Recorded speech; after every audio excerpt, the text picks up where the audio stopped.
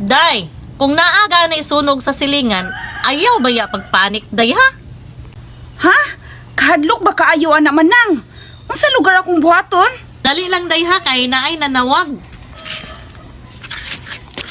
Hala, nasunog ang balay sa silingan. Hala, ay, Taysa, ningon man dito si Manang. Kung naa daw sunog sa silingan, dili ko magpanik. Hala, Day! Kumusta ang inyong balay? Okay ra mo? Day, ato ta silingan kay ilang balay nasunog. Agpas, day! Manang, relax. Kay nimo pa kung naisunog ang atong silingan, dili ta magpanik. Inhale. Exhale. Naingon day ko, ana.